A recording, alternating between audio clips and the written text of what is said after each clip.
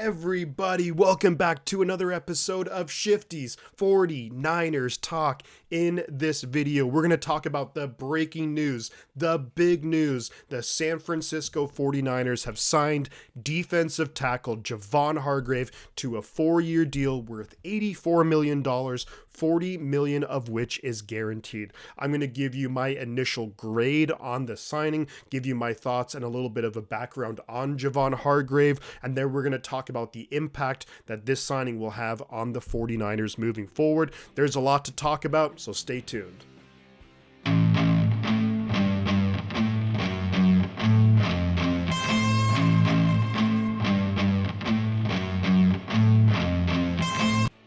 It was announced about an hour or so after free agency, the legal tampering period opened, that the Niners have made a huge signing, which of course is Javon Hargrave. Wow, I really didn't think the Niners would go out and spend this much money on a player on the first day of free agency, but I'm really glad they did, and I'm really glad that it was for Javon Hargrave. He is someone who I talked about on some initial free agency videos. I then kind of talked myself out of it, thinking that there's no way this is going to happen. And John Lynch, Parag Marathe, Kyle Shanahan, all you guys, you swung it, you made it happen, and I obviously couldn't be more stoked for the move. Now let's talk a little bit about, and let's get to know Javon Hargrave a little bit better, shall we? So back in 2016, he was a third-round pick by the Pittsburgh Steelers out of South Carolina State. He had some really solid years there in Pittsburgh, and then a number of years ago, about 3 or 4 years ago, he did stayed in Pennsylvania,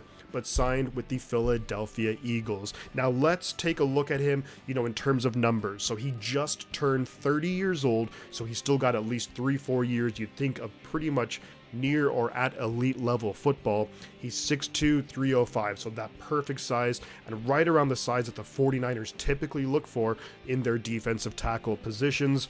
And then we're going to talk about right now, let's get into some of his stats, and these are really impressive. So last year with the Philadelphia Eagles, 11 sacks, 10 tackles for loss, 16 quarterback hits, a 78.2 PFF rating, and he was just really dominant all year long. Now, of course, in Philadelphia, they have a really talented defensive line.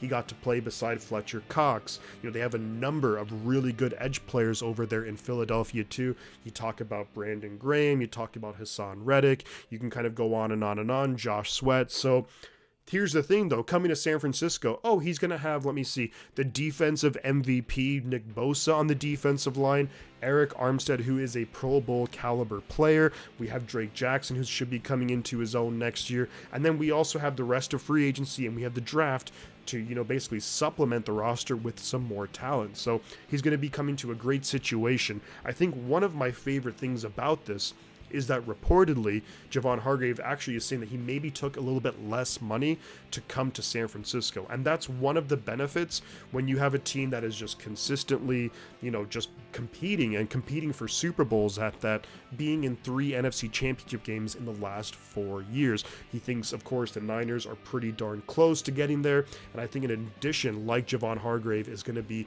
going a long way to making that happen.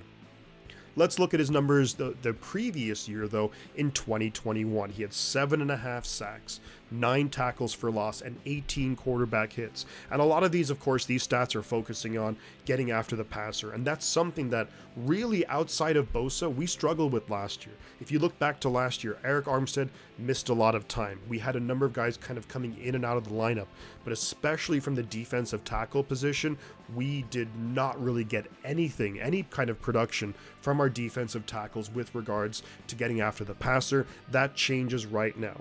A huge thing that I like about Javon Hargrave as well, he doesn't miss games. In his entire career, he's only missed 2 games, and overall he's played in 104 career games. That includes the playoffs, but he's played in 104 games. Very durable, very reliable, and very productive in this type of scheme.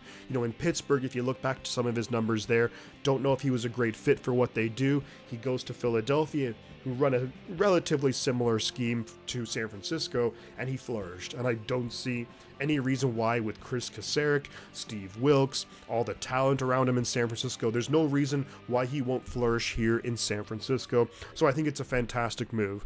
But not only is he a great pass rusher, but also very, very solid, very, very stout against the run. And I noticed last year when Javon Kinlaw, he was out for most of the year. When he came back, funnily enough, and the biggest strength we thought with Kinlaw would be his ability to stop the run, but I felt our run defense actually kind of dropped off quite a bit when Kinlaw came back after being hurt. So I don't know if that's a coincidence, but I think Javon Hargrave is really going to solidify things right there.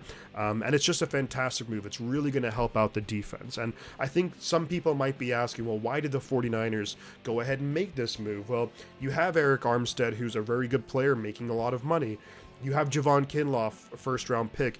And I think the big reason why the Niners made this move is because of Javon Kinlaw. He can't stay healthy. When he's been on the field, he hasn't really been all that effective. And honestly, don't be surprised, and there's already some tweets, maybe rumors happening, that the 49ers could potentially trade Javon Kinlaw. Now, if the 49ers do trade Javon Kinlaw, they would actually save about $2.7 million on the cap, maybe dead money of about $2.2 million. So depending on what they feel like they can get in return, it might be worth trading Javon Kinlaw. And there are teams out there who I think would absolutely take a flyer on Javon Kinlaw. If you're the Houston Texans, DeMeco Ryans, of course, you're very familiar with Kinlaw. If you're Robert Saleh in New York, you might be relatively familiar with Javon Kinlaw too.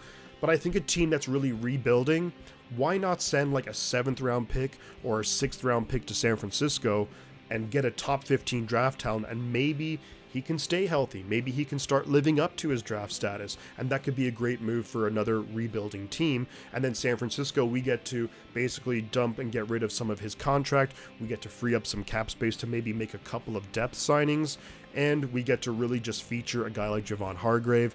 And but overall, guys, I am super stoked on the move by the San Francisco 49ers, getting Javon Hargrave, adding him to this defense. And let's just look at the starting defense. Let's look at the caliber of talent. Nick Bosa, Eric Armstead, Javon Hargrave. Then you look at Fred Warner, Dre Greenlaw, Mooney Ward, Hufanga, Tashawn Gibson, even Diamador Lenore really stepped up. And this defense really, I wouldn't be surprised. I don't know if they're going to repeat as the number 1 defense in the NFL, but they certainly should be top 5, and they certainly should be a huge strength to this 49ers team, and I couldn't be more happy with this move. But guys, I want to hear your thoughts on this signing of Javon Hargrave in the comments below. If you're enjoying the content here, do drop a like on the video, subscribe to the channel if you haven't already. We're going to be doing videos all off season long about free agent signings and all that good stuff, so definitely stay tuned for that. If you subscribe, click the bell, you don't want to miss out. And you know, guys, before I go, I'm going to say 2 things. The butt counts, and I'll catch you guys on the flip side.